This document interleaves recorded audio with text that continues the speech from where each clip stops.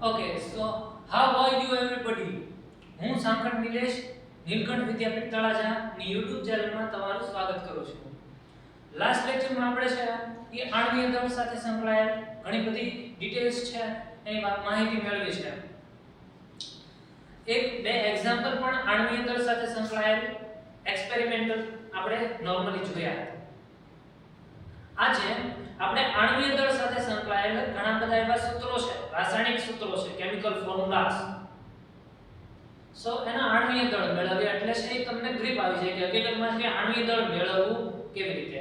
તો આણ્વીય દળ એટલે શું આપણે વાત કરી હતી કે જુદા જુદા સંયોજનો છે, જે કંઈ પણ સંયોજન આપી દેવામાં આવે તમને અને તેમાં રહેલું આણ્વીય દળ અથવા તો અણુમાં રહેલું દળ છે એ તમારે મેળવવું છે. તો એને મેળવવા માટે અંદર હાલ પ્રેઝન્ટ પરમાણુઓ છે એ કેટલા છે અને ઈ પરમાણુનું દળ કેટલું છે, ઈ પરમાણુના દળને એની સંખ્યા વડે ગુણીને છે એ આપણે સરવાળો કરીને છે ઈ પરમાણુય દળ છે એના સરવાળા દ્વારા આણ્વીય દળ છે એ મેળવી શકીએ. એક અણુની અંદર હાજર સંપૂર્ણ જેટલા પણ પરમાણુઓ છે એ બધા પરમાણુઓના દળનો જો સરવાળો કરવામાં આવે તો આપણને આણ્વીય દળ મળે છે. આ એક સિમ્પલ મેથડ છે to find molecular mass. Okay, so અહીંયા મેં તમને આજે છે એ આણ્વીય દળને સમજવા માટે એક 5-6 જેટલા એક્સપેરિમેન્ટ એક્ઝામ્પલ સ્વરૂપે આપ્યા છે અને ઈ છે આજે આપણે સોલ્વ કરીશું અને પછી છે આગળના ટોપિકને છે એ ભણવાનો છે. તો પહેલા જે છે એક્ઝામ્પલ આપેલા છે ઈ સોલ્વ કરી નાખીએ. તો પહેલા તમને આપ્યું છે ઇથેન, બરાબર, C6C2H6. તો અહીંયા આપણે આણ્વીય દળ મેળવવું છે. તો આ જે અણુ છે તેનું આણ્વીય દળ એમ કહેશું is equal to શું થશે? બે કાર્બન પરમાણુ છે એટલે 2 ગુણ્યા કાર્બન પરમાણુ નું પરમાણુય દળ લખીશું આપણે. નેક્સ્ટ પ્લસ 6 હાઇડ્રોજન છે, 6 હાઇડ્રોજન નું પરમાણુય દળ એટલે ફાઇનલી તમારી પાસે આન્સર શું આવી જશે? તો ભાઈ મારી પાસે પરમાણુ દળ હોવું જરૂરી છે. તો કાલે આપણે ભણ્યા એ પ્રમાણે કાર્બન નું પરમાણુય દળ કેટલું મળે છે? 12.011. જે ઓકે, સો કાર્બન પરમાણુનું પરમાણુય દળ કેટલું છે કાલે આપણે મેળવ્યું છે 12.011. પણ આપણે નોર્મલી રાઉન્ડ ઓફ સાથે 12 લખશું અને હાઇડ્રોજન નો આપણને ખ્યાલ છે 1.008 અને ત્યાં આપણે છે 1 લેવાનું છે. સો અહીંયા જે છે ઈ બંનેની છે વેલ્યુઝ છે એ મૂકું છું તો 2 ગુણ્યા 12 6 ગુણ્યા 1 ધેન 12 ગુણ્યા 2 એટલે 24 થશે અને 24 + 6 એટલે 30 થશે. 30 ગ્રામ પર મોલ. બીકોઝ તમે એમ સમજશો અહીંયા કે 1 મોલ C2H6 છે આપણી પાસે, બરાબર. 1 મોલ ની અંદર 30 ગ્રામ છે એ ઇથેન છે. આ જ પ્રમાણે છે કે આપણે NaCl ની વાત કરીએ તો NaCl નું છે એ આણ્વીય દળ આપણે અહીંયા NaCl ની ગણતરી કરશું નહીં. શું કામ? હું આની પછીના ટોપિક ની અંદર સમજાવીશ તમને, જે એના માટે જ છે સૂત્ર દળ, બરાબર. અને સૂત્ર દળમાં NaCl ને શું કામ ગણવામાં આવે છે એની વાત પછી કરશું. નો ડાઉટ આણ્વીય દળ પણ આપણે મેળવી શકીએ, પણ સૂત્ર દળ સમજશો એટલે શું કામ નથી મેળવતો એ તમને ખ્યાલ આવી જશે. ઓકે, સો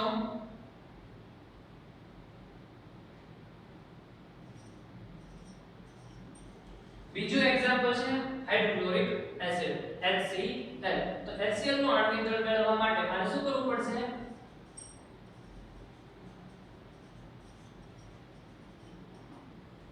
હાઇડ્રોજન પરમાણુ છે 1, બરાબર છે.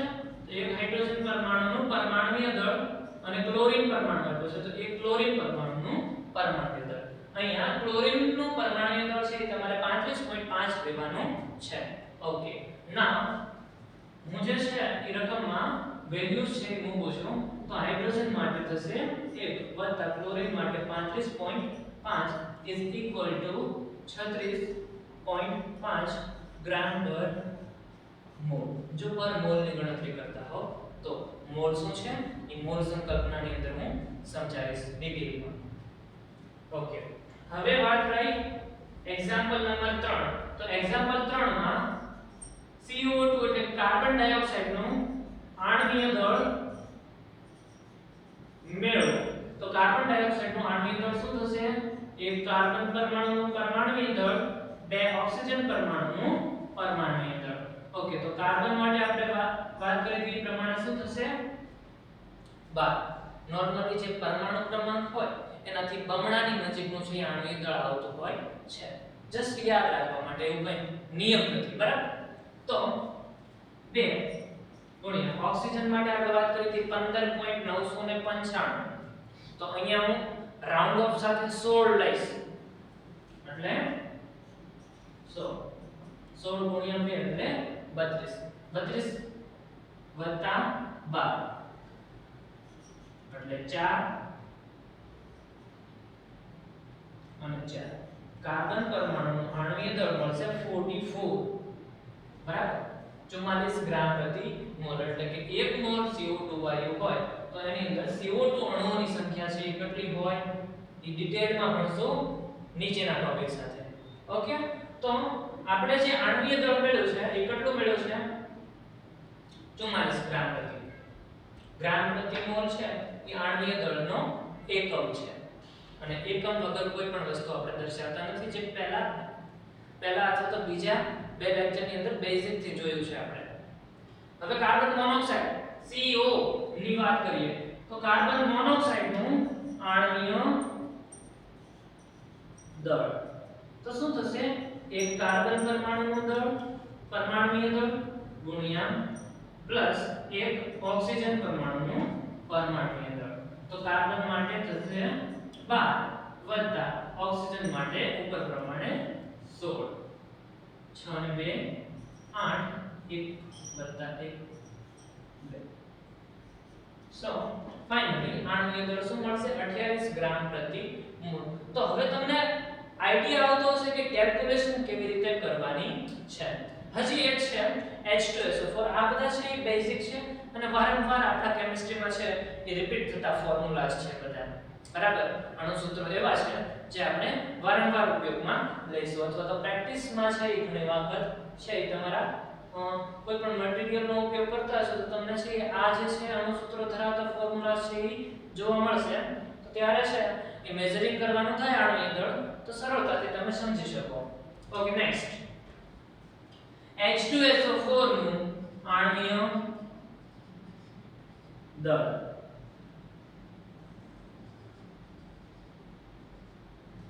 બરાબર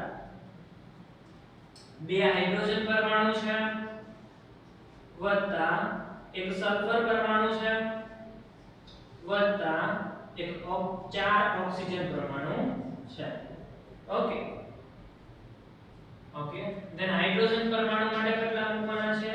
એ સલ્ફર પરમાણુ ક્રમાંક 16 દુ 32 વત્તા 4 ઓક્સિજન કેટલા? ઓક્સિજનનું આ પરમાણુય દળ 16 ચોક 64 એટલે 2 વત્તા 32 વત્તા 64. 4 ને 2 6, 6 ને 2 8, 6 ને 3 9.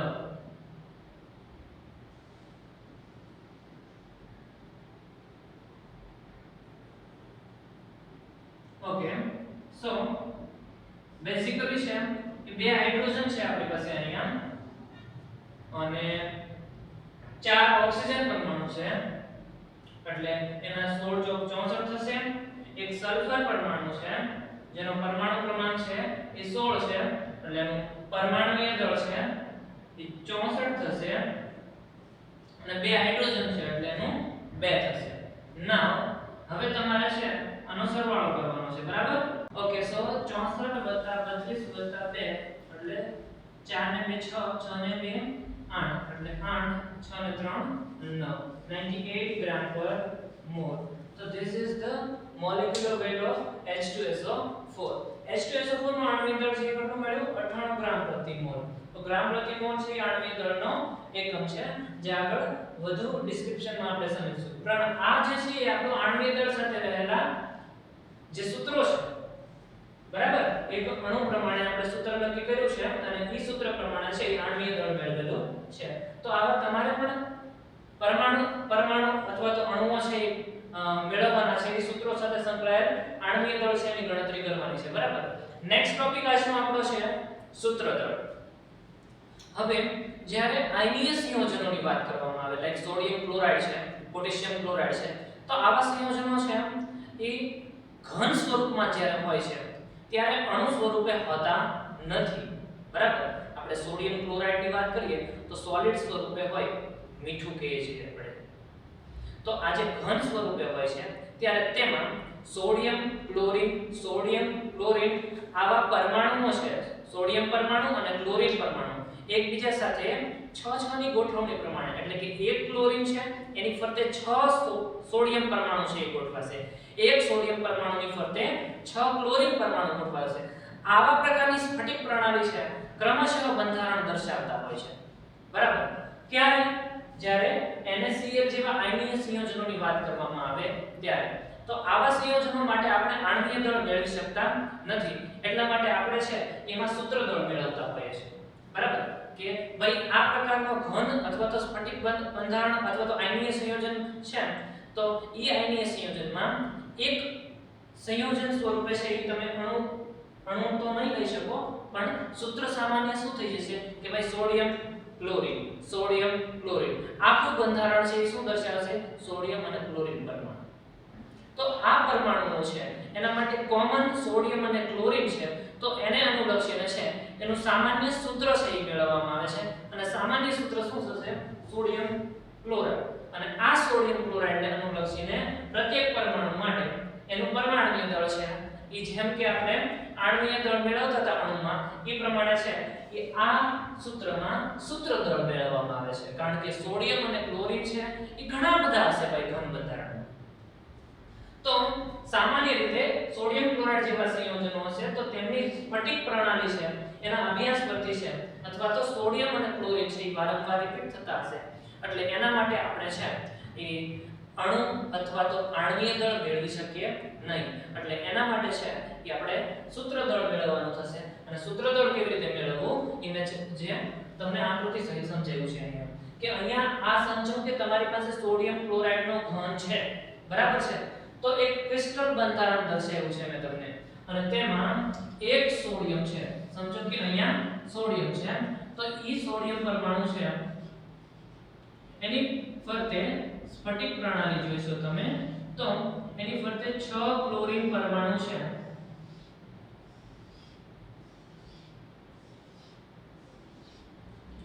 આ રીતે બંધારણ સ્વરૂપે ગોઠવાયેલા છે, બરાબર. કે એક સોડિયમ પરમાણુની ફરતે 6 ક્લોરીન પરમાણુ છે એ ગોઠવાશે, અને ક્લોરીનની ફરતે 6 સોડિયમ પરમાણુ ગોઠવાશે. તો આ બંધારણો છે એનો અભ્યાસ આપણે ઘન અવસ્થાની અંદર કરવાના છે, ધોરણ નંબર 12 ની અંદર, બરાબર. તો એટલું બધું ડિસ્ક્રિપ્શનમાં નહીં જોઈએ, પણ સોડિયમ ક્લોરાઇડ છે અથવા તો સોડિયમ મીઠું છે એનું સ્ફટિક બંધારણ અથવા ઘન બંધારણ જોવામાં આવે તો તેમાં સોડિયમ અને ક્લોરીન પરમાણુ છે વારંવાર રિપીટ થશે, ત્યાં અણુ છે એ પોસિબલ નથી. એટલે આવા સંયોજનો હોય છે તેમાં આપણે સૂત્ર દળ મેળવશું. યાદ રહે, આવા આયનીય સંયોજનો માટે સૂત્ર દળ મેળવવામાં આવે છે. ઓકે, તો સૂત્ર દળ માટે કંઈ નથી, સૂત્ર આપણી પાસે શું છે? Sodium and chlorine. તો સોડિયમ ક્લોરાઇડ માટે સૂત્ર દળ શું થશે? સોડિયમ પરમાણુનું પરમાણુય દળ વત્તા ક્લોરીનનું પરમાણુય દળ. તો એ તો છે મોલેક્યુલરમાં મેળવતા હતા એ પ્રમાણે જ થશે, પણ અહીંયા બે સોડિયમ છે એ નહીં આવે, બરાબર. સોડિયમ ક્લોરાઇડમાં અણુ નથી બનાતો, અથવા તો અણુ છે એ બનતો નથી, જેના લીધે આપણે સૂત્ર દળ મેળવીએ છીએ. અને સૂત્ર દળ માટે સોડિયમ પરમાણુનું પરમાણુય દળ કેટલું છે? તો 23 ગ્રામ પ્રતિ મોલ, બરાબર. સોડિયમ પરમાણુનું પરમાણુય દળ 23 ગ્રામ પ્રતિ મોલ છે, અથવા તો એટોમિક માસ યુનિટ યાદ રહે AMU છે, બરાબર. તો ક્લોરીન પરમાણુનું પરમાણુય દળ બરાબર 35.5, જે હમણાં જ આપણે વાત કરી હતી આણ્વીય દળ મેળવવાની જે રકમો છે એ સોલ્વ કરી તેમ. સો અહીંયા તમે શું લેશો? 58.5 એટોમિક માસ યુનિટ અથવા તો યુનિફાઈડ માસ, કારણ કે આનો સરવાળો શું થશે 58.5. તો અહીંયા સૂત્ર દળ છે એ આ રીતે મેળવી શકાશે, જે બહુ નજીકથી છે એ આણ્વિક દળ સાથે સમતા દર્શાવે છે. પણ કહેવાનો મીનિંગ એમ છે કે આવા સંયોજનો હશે ત્યારે છે એ સોડિયમ ક્લોરીન પોતાના સ્ફટિક બંધારણની અંદર આ રિપીટ થતા હશે, એટલે આપણે આણ્વિક દળ છે એ મેઝર કરશું નહીં. હવે જે ટોપિક ભણવાનો છે આપણે, જે આ ચેપ્ટરનો સૌથી અગત્યનો અને બહુ જ ઇમ્પોર્ટન્ટ ટોપિક છે, અત્યાર સુધી જે છે એ બધું આપણે બેઝિક સમજતા હતા કે એક સ્ટેપ પછી એક સ્ટેપ આગળના જે અગત્યના ટોપિક્સ છે એની સાથે ઘણા બધા ઉપયોગી નીવડે તેવા ટોપિક હતા, બરાબર, જે બેઝિક સમજાવે છે. હવે આપણે હકીકતમાં મૂળ સંકલ્પના અથવા તો આ ચેપ્ટરનું હાર્ટ કહેવાય એને શરૂ કરવાનું છે, બરાબર. તો જોડાઈ રહેજો. અહીંયા આપણે છે એ મોલ સંકલ્પનાની વાત કરવાની છે, અને મોલ સંકલ્પનાની અંદર મોલ એટલે શું પહેલા એ સમજજો, કારણ કે ઘણી જગ્યાએ છે અથવા તો નાના ધોરણોમાં તમે મોલ એટલે શું અથવા તો મોલ શબ્દથી છે એ વાકેફ થયા છો, પણ પૂરેપૂરી માહિતી છે એ મળી હશે નહીં, અથવા તો છે એ તમને ખ્યાલ આવ્યો નહીં હશે એક્સપ્લેનેશનમાં. તો હવે તમે છે એ 11 સાયન્સની અંદર આવી ગયા છો, તો હવે મોલનો મીનિંગ ખબર હોવો જોઈએ તમને કે મોલ એટલે શું, કારણ કે આખા રસાયણશાસ્ત્રમાં મોલ શબ્દ તમારા હરેક ચેપ્ટર સાથે સંકળાયેલો છે, અથવા તો હરેક ગણતરીઓ સાથે છે એ આ પ્રકારની છે એ મોલ સાથેની ગણતરીઓ છે એ કરવી પડશે તમારે. તો તમને મોલ શબ્દનો મીનિંગ ખબર હોવો જોઈએ. તો સૌપ્રથમ આપણે વાત કરી તે પ્રમાણે કે કાર્બન પરમાણુનો સમસ્થાનિક C12, બરાબર, કાર્બન 12 પરમાણુ છે, એનું દળ સ્પેક્ટ્રોમીટર છે એ દળ મેળવવામાં આવ્યું, તો એનું પરમાણુય દળ કેટલું મળ્યું હતું 12 ગ્રામ પ્રતિ મોલ અથવા તો 12 ગ્રામ. તો ઈ જે 12 ગ્રામ કાર્બન પરમાણુ છે એમાં રહેલા પરમાણુઓની સંખ્યા છે, બરાબર, એમાં રહેલી જે સ્પીસીસ છે એની સંખ્યાને અથવા તો ઈ ગણતરીને શું કહેવામાં આવે છે 1 મોલ. એને શેના વડે દર્શાવવામાં આવે છે 1 મોલ, એટલે કે 12 ગ્રામ C12 પરમાણુ છે, 12 ગ્રામ C12 પરમાણુ છે, એની અંદર હાજર પરમાણુ અથવા તો સ્પીસીસની સંખ્યાને શું કહેશું 1 મોલ, બરાબર. આ પ્યોર ડેફિનેશન છે, અને 1 મોલમાં છે 1 મોલ છે એને 12 ગ્રામ કાર્બન 12 સાથે એક સંબંધ છે, જે આપણે દળ સ્પેક્ટ્રોમીટરની વાત કરી હતી તેના થ્રુ મળે છે, બરાબર. તો આ જે છે એ સ્વીકારી લેવામાં આવ્યું છે કે 12 ગ્રામની અંદર છે જેટલા પરમાણુઓ હશે C12 છે એને અનુસંધાને છે આપણે બાકીના તત્વો છે એના પરમાણુય દળ મેળવીએ છીએ, જે આપણે અગાઉ ડિસ્કસ કરી ચૂક્યા છીએ. તો તમને ખ્યાલ છે કે ભાઈ અથવા તો તમારી પાસે છે એક કાર્બન પરમાણુનું દળ હોય કે ભાઈ એક કાર્બન પરમાણુનું દળ કેટલું, તો કે ભાઈ 1.992648 બરાબર છે. તો એક મોલમાં તમને ખ્યાલ છે કેટલા કાર્બન પરમાણુ છે, તો કે 12 ગ્રામ કાર્બન પરમાણુ, જે ડેફિનેશન કહે છે આપણી. તો 12 ગ્રામ કાર્બન પરમાણુ છે ત્યારે 1 મોલ પરમાણુ છે એમ કહેવાય, બરાબર. તો અહીંયા તમારી પાસે કેટલા છે, એક પરમાણુનું દળ આપેલું છે, બરાબર. તો 12 ગ્રામમાં કેટલા પરમાણુ છે એ મળી છે. ઓકે, તો ત્રિરાશિ છે એનો ઉપયોગ કરીને આપણે છે આ ગણતરી કરવાની છે. તો અહીંયા મેં તમને છે એક કાર્બન પરમાણુનું દળ આપ્યું છે 1.992648 × 10⁻23 ગ્રામ. તો તમારી પાસે જો 12 ગ્રામ કાર્બન પરમાણુ હોય ત્યારે તમને કેટલા કાર્બન પરમાણુ મળે, એટલે કે 12 ગ્રામ કાર્બન પરમાણુની અંદર કેટલા પરમાણુ છે, બરાબર. આપણી પાસે જો તો એક પરમાણુનું દળ છે કેટલું છે 1.992648 × 10⁻23.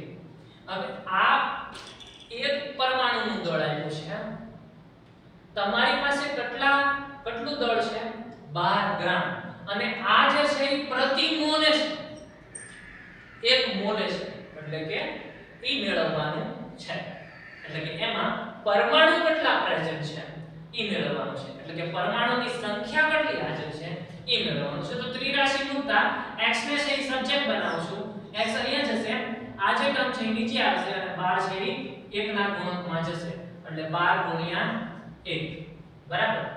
તો આ જે ભાગાકાર કરશો તો એપ્રોક્સ તમને મળશે 6.0 કારણ કે 1.99 ને હું રાઉન્ડ ઓફ કરીશ તો 2 કહી શકું અને રાઉન્ડ ઓફ ન કરતા આ જ સંખ્યાનો છે એ ગુણોત્તર અથવા તો ભાગાકાર કરવામાં આવશે તો એ નિયમિત 6.022 13 ગુણ્યા 10 ની આ જે 23 ઘાત છે એને ઉપર લઈ જશું નેગેટિવ છે એટલે પોઝિટિવ થઈ જશે અને મળશે એક નંબર આપણે બરાબર એક સંખ્યા મળશે જે બહુ જ મોટો આંકડો દર્શાવે છે. જો 6.022 ગુણ્યા 10 ની 23 ઘાત એટલે 6 પછી છે એ 23 0 મૂકવાના છે. આટલી મોટી રકમ બરાબર. તો આ આટલી મોટી રકમ શું દર્શાવે છે? 12 ગ્રામ કાર્બનની અંદર કેટલા પરમાણુ છે એટલે 1 મોલ. 12 ગ્રામ કાર્બનની અંદર 6.022 ગુણ્યા 10 ની 23 ઘાત જેટલા પરમાણુઓ છે. આ પરમાણુઓની સંખ્યાને 1 મોલ કાર્બન પરમાણુની સંખ્યા કહેવામાં આવે છે. હવે તમને કોઈ પૂછશે કે ભાઈ 1 મોલ કાર્બનની અંદર કેટલા કાર્બન પરમાણુ છે તો તમારો આન્સર થશે 6.022 ગુણ્યા 10 ની 23 ઘાત જેટલા કાર્બન પરમાણુ છે અને આ સંબંધ છે એ એવોગેડ્રોએ આપ્યો છે એટલે એની યાદમાં છે એને એવોગેડ્રો નંબર તરીકે ઓળખવામાં આવે છે. યાદ રહે એવોગેડ્રોની યાદમાં છે એ આ નંબર આપવામાં આવેલો છે કારણ કે આ ગણતરી સાથે તે સંકળાયેલા છે. બીજી વાત કે નંબરનો n છે ને થળિયામાં છે એ a કરીને લખ્યું છે a ફોર એવોગેડ્રો અને એની યાદમાં છે આ સંજ્ઞાનો ઉપયોગ કરવામાં આવશે એટલે હવે કોઈ પણ જગ્યાએ તમે ગણતરી કરશો અથવા તો આ નંબરનો ઉપયોગ કરવાનો થશે તો તમે કેપિટલ અને બાજુમાં છે a વડે દર્શાવીને છે એને સમજો બરાબર છે. ઓકે સો એવોગેડ્રો નંબરની વેલ્યુઝ છે એ શું છે 6.022 ગુણ્યા 10 ની 23 ઘાત. હવે અહીંયા પરમાણુ હોય તો 1 મોલ પરમાણુની વાત કરે તો એમાં 1 મોલ ની અંદર કેટલા પરમાણુ હોય 6.022 ગુણ્યા 10 ની 23 ઘાત. તમને કીધું 1 મોલ અણુ છે તો 1 મોલ અણુની અંદર કેટલા અણુ હોય તો 6.022 ગુણ્યા 10 ની 23 ઘાત અણુ હોય બરાબર. એના માટે છે મેં તમને એક એક્ઝામ્પલ આપ્યું છે કે ભાઈ તમને કહેવામાં આવે હવે કાર્બન પરમાણુની વાત કરીએ તો પરમાણુની વાત કરીએ હવે આપણે અણુની વાત કરીએ તો મારી પાસે 1 મોલ H2O છે. મારી પાસે 1 મોલ H2O છે તો આ 1 મોલ H2O ની અંદર કેટલા H2O હશે અથવા તો કેટલા H2O ના અણુ હશે તો 1 મોલે કેટલા અણુ થાય એવોગેડ્રો નંબર જેટલા એટલે પાછો આન્સર વળીને તમારી પાસે શું આવશે કે 6.022 ગુણ્યા 10 ની 23 ઘાત જેટલા H2O ના અણુઓ છે એ પ્રેઝન્ટ હશે બરાબર 1 મોલ H2O માં.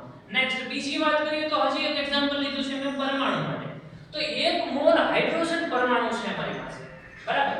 તો 1 મોલ હાઇડ્રોજન પરમાણુની અંદર કુલ પરમાણુ હાઇડ્રોજન પરમાણુ કેટલા છે પૂછે તો તમારો આન્સર પાછો વળીને શું થવું જોઈએ એવોગેડ્રો નંબર છે. તો આ જે છે એ મોલ સંકલ્પનાની શરૂઆત છે બરાબર છે.